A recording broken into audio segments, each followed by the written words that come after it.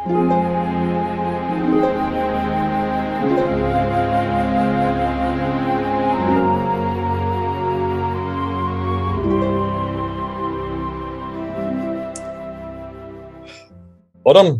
back again. I've got some more questions. Now we're moving into questions concerning Muhammad, the character Muhammad, the standard Islamic narrative character Muhammad. This is the guy that that we're all following today. How did he get created? How and why did he get created? Is the questions are, and I'm gonna probably the best way is to. There's so many people that have asked this, but you have chosen really two that you like to answer. One by Pence, one, and the other by Nunu. So let's start with Pence one, and his question is, Fander, it's obvious now that Muhammad was just a later creation, but why do you think that he in particular was chosen to be the prophet of this new religion? Why not just choose someone who is not a warlord? And then we have Nunu, who continues that idea. If someone accepts your chronic Nazarene hypothesis, Odon, how can he make sense of the massive amount of literature about Muhammad in the Sirah, that's the biography, in the Hadith, that's the sayings, and how did Muslims suddenly come to strongly believe in such a person if he never really existed as per the Islamic standard narrative, the SIN? Mm-hmm. Over to you. Okay. I think in order to understand this, one has to understand the big picture of the creation of Islam, the process which made Islam. We said it in previous videos. Islam did not come first. At first, there was something else, which was not Islam, which was pre-Islamic. There were actual, real historical events.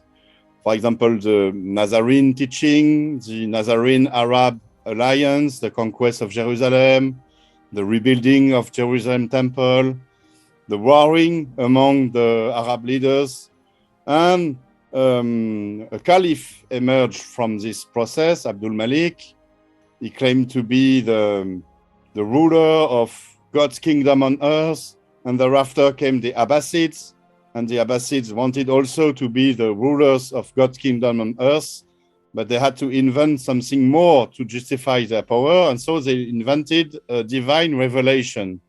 And so they needed a prophet to hang it on. You have to have a prophet.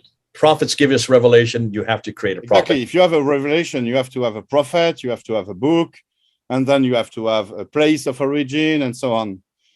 But you see, the thing is that the Abbasid could not invent their religion from scratch because events occurred. There was already a past, and they had to make their religion with what they had. They had texts from which they made the Quran. They had buildings, for example, like the Dome of the Rock, and they could not destroy this building because it did not fit the narrative. They had to invent a narrative that would fit both their own purposes and also what really existed. You see, when you invent a religion from scratch, look at, for example, at the Mormons. The Mormons invented the holy book from scratch, and it fitted the narrative. Even though there are many flaws in this book, this is not the issue here, their book was made in order to justify Mormonism. But the Quran comes from pre-Islamic text. And it is not per se an Islamic text.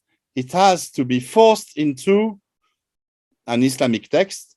And this was made by creating the standard Islamic narrative, which gives an Islamic meaning to every verse. And this is why the story of Muhammad is so luxuriant, is so full of anecdotes about what he did on this day and so on, in order to give an Islamic reading of every verse. This is what French scholar Henri Lamens, at the beginning of the 20th century, already established. He established that the standard Islamic narrative, the Sirah, the Hadith, the Islamic tradition, was not written to give an historical account of what happened, but to give a sort of Islamic exegesis of what the Abbasid had in the hands. This is why it is so big, because you have to invent something enormous to make something that is not Islamic into something Islamic. So then why the Muhammad character in particular? This has all to do with adapting an actual historical reality into an Islamic so-called reality. There were people in the 7th century nicknamed Muhammad, or who bore the title, the Muhammad title. And the Muhammad title passed upon the Caliph. It was a very complex process. We did many videos with Jays about coins and epigraphy, explaining how the Caliph chose the first Caliph, Abdul Malik, and his successor, and even after the Umayyad, how they choose the Muhammad titles for themselves, and how they use the Muhammad word to justify their powers. So during the Abbasid times, the scribes and their masters, the Caliph masters, had to use, they were kind of forced into using the Muhammad reference. And this is why they were compelled to do with the Muhammad from the 7th century.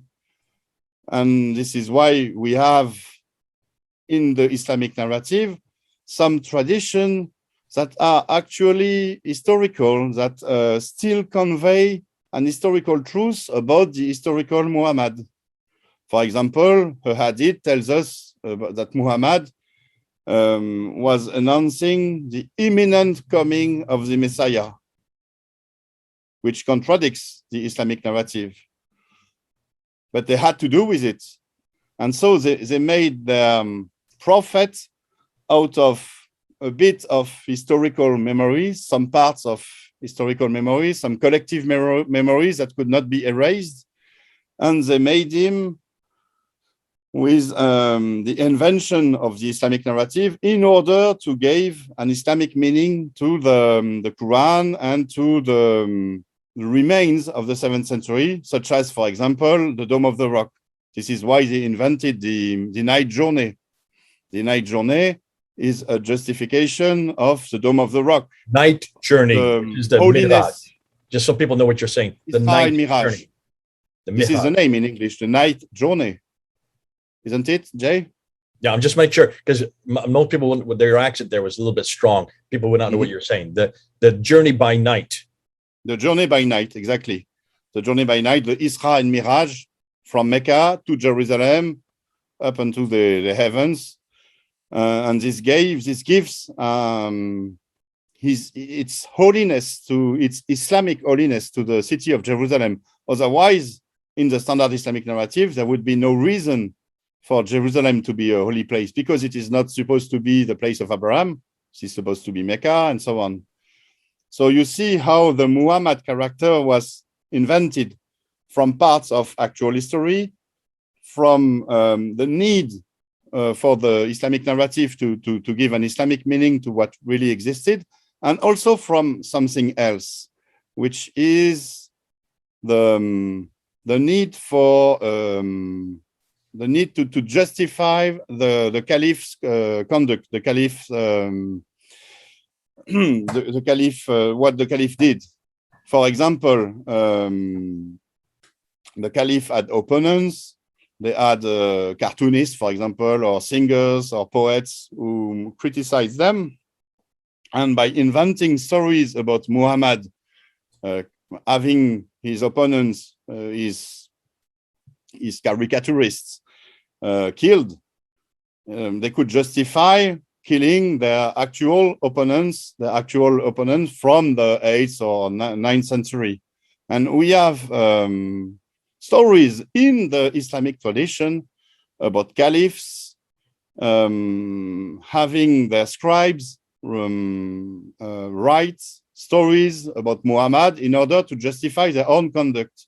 So you see the Muhammad prophet character in Islam, in the Islamic tradition, is a very, very odd character because it is a tiny bit part historical, a big part Islamic, and also it reflects what the caliphs were. Well, so this is yes, Jay, excuse me. No, go ahead, conclude. So, but this is almost a pure creation, because the historical part in Muhammad's Islamic character, it's like in a legend. You have some very you have an historical background, but it is very, very remote, and you have a construction, something artificial. In a sense, Muhammad, the Islamic Muhammad is like Robin Hood or Santa Claus, or you see, it relies on something historical. Santa Claus is supposed to be Saint Nicholas, but the Santa Claus from Coca-Cola is very, very different from the Saint Nicholas of Christian traditions. It's the same for Robin Hood or King Arthur. This is how legendary figures are made. And in Islam, there is those two main reasons for the creation of Muhammad. He had to exist in order to justify Islam, and so many stories were invented in order to do so. And he also was a justification for the behavior of the caliphs, and so many stories were invented like this also. Brilliant stuff. Thank you so much. This helps. So the need for Muhammad, if I can encapsulate it into 5 areas that I hear you bring up. The first one was, you need to have a prophet, because the Jews and the Christians have a prophetic line. You're the Arabs, you don't have that prophetic line. You're the Ishmaelites, you come from another line. Therefore, you've got to create a prophet in that line. And therefore, to get theological, religious legitimacy, which you don't have yet, you need to create that prophet. Now, of course, once you have the prophet, then what comes with that, then comes the Quran. You need to have a revelation to him. But what was fascinating is the second area that you go on, much of the Quran was now in place, and yet most of it did not really reflect who your prophet is. So you've got to impose your prophet onto all those places, and that's why the standard Islamic narrative took so long to write. You notice it only appears in the 9th century. Why was this not in the 7th century? If the Quran was there, why is it all and I've asked this question for 26 years. Why did it take 200 years and 300 years to get this written down? We can now see it took that long to impose. And you mentioned that, number 3, that there was a lot of historical baggage already there. You gave the example of the Dome of the Rock. The historical back that you can't destroy the Dome of the Rock, so you impose a narrative onto the Dome of the Rock, and the narrative is this is where Muhammad went to the 7 heavens. We look at the Dome of the Rock today, and you say this has nothing to do with the Miraj. None of the inscriptions talk about the Miraj. It had nothing to do with a man named Muhammad going up to the 7 heavens. It had everything to confronting the Monophysite Byzantine Christianity of the day. It was a theological reason and a political reason that they built that dome there, because it's right smack dab in the middle of Jerusalem, which is the holy of holies for the Jews, and looking down on the Church of the Sepulchre for the Christians. So it had a political statement. It was a religious statement. So the narrative then had to be created to make sense of that building, because you couldn't get rid of the building. So what do? You create the Miraj. Brilliant example. Thanks for that. But then you go on and you say that they needed the caliphs, who now had their own legitimacy. They needed, and many of them who were there in the 7th century actually took that title for themselves, the praised one. Abdul Malik possibly doing. We even think that sometimes even Muawiyah may have used that Coveted title. one. They say one, the what? Coveted one, the one who is to be loved, adored. All of these. This is the one who was elevated above all others. And so that's why it already was there. It was well known. It's part of the narrative. It's part of the historical baggage that came from the Umayyad period. The Abbasids then grabbed that name and they made it into a man himself. But once you make it into a man, you've got to give him some backstory. You've got to give him some history. You've got to put meat onto him. And what do? You create all these sayings, you create all the references, and you place them in a place called Mecca, in this place. That's going to be a question that's coming up yet. And then what you then do, then you start putting all these stories to help you understand what the Quran is saying. And you gave the example, and I thought that was interesting, not only of the Miraj, which it can only be found possibly in chapter 17, verse 1, which still doesn't make sense historically. But then you gave the example of the, and this is the last thing you brought into it, is for the caliphs themselves, they needed to have legitimacy. And so what better way to give themselves legitimacy than tagging or hanging onto Muhammad areas that they had problems with, like criticism, something as simple as criticism. People were criticizing them. Well, what do? Well, let Muhammad be criticized and see what Muhammad did to criticism. He killed those who criticize him, like Asma bint Marwan, which is in the Sirah, which is in Ibn Hisham's Sirah. He has her killed by Umar, who stabs her through the heart. And it says, blessed be him for having killed this woman. So that gives you legitimacy to then shut down your critics, because Muhammad is that model. Muhammad is that paradigm that you can follow. So it gives you legitimacy both politically and gives you legitimacy also theologically, and gives Islam legitimacy. That, to me, that would make sense. And so you can see then why now all of this took 200 to 300 years to finally put together. Possibly begun by Ibn Ishaq in 765. 70 years later, there is an awful lot more that they had learned and realized they needed. So they did away with Ibn Ishaq and let Ibn Hisham write the standard Islamic narrative on his life. And Ibn Hisham says, listen, I just took even Ibn Hisham's Sirah, even Ibn Hisham's story about Muhammad is criticized as being not that honest. He's not in the Islamic tradition, he is very criticized. You see, even in the 9th century, even with Ibn Hisham, the story was not complete yet. Yeah, but and that's infighting within as to what the final narrative is going to be. Nonetheless, today, everybody does go back to Ibn Hisham as the text that you go to find out who this prophet, what he did. And listen, I mean, you can look at Al-Bukhari, Sahih Muslim, Ibn Dawud, all the different others who then put together the hadith. Look at the criticism they got. And then, of course, you come with Al-Tabari in the 10th century, who just puts it all out there and says, you choose which one you want, contradiction after contradiction. But this is exactly how a religion written by or created by men, how it evolves, how it works. Exactly. Well, what is really fascinating is that this discovery has been made more than a century ago by Henri Lamens in particular, but also by others. And that, you see, it's been more than 100 years that we know this. And still we don't understand. Even though it is very, very clear in Henri Lamens' writings. I don't know whether it has been translated into English. I've got his book right here. I have to pull it out. Give me the date for Henri Lamens so I have it real quickly. Henri Lamens, I think he died in the 40s. But I'd like here to read the beginning of one of his books, which is called Fatima and the Daughters of Muhammad.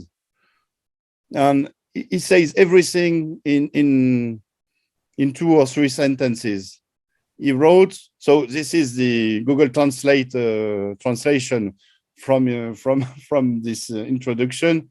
He wrote, just like the corpus of the Muslim tradition, the inspiration of the Sirah is first and foremost exegetical.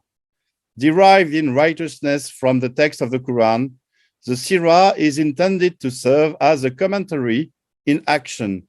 It must translate into precise anecdotes and picturesque anecdotes, the most obscure allusions, the least intelligible innuendo of the verses, hunting down the anonymous, the impersonal, so disconcerting in the reading of the surahs everywhere, so to speak, affix commemorative plaques, multiply the mention of proper names, dates, so carefully avoided by Muhammad, Abul Qasim, because at the time, Lamans supposed that Muhammad was the author of the Quran.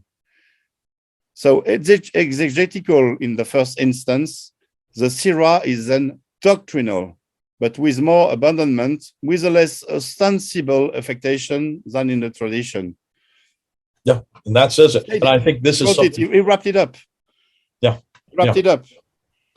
So Muhammad really, they had to have a Muhammad. They had to hang their authority, both political and theological, on a person. And once you have taken that person, which was borrowed from the name that was quite popular already in the 7th century and 8th century, once you take that name, you make it into a person. Once you have it into a person, you've got to put him in a place. And once you have the place, you've got to give him a revelation. It all fits to a piece. Listen, this is good. Thanks so much, Odon. Thank you. We're going to continue on and answer more of the questions. If you have any doubts, for those who have written up the questions and who are asking these brilliant questions, like Pence One and Nunu, I hope Odon's answered your question. And if you haven't answered, right at the bottom here on the comments, and we'll try to get back to them in the future. All right. This is Odon and Jay, 3,000 miles apart. Over and out.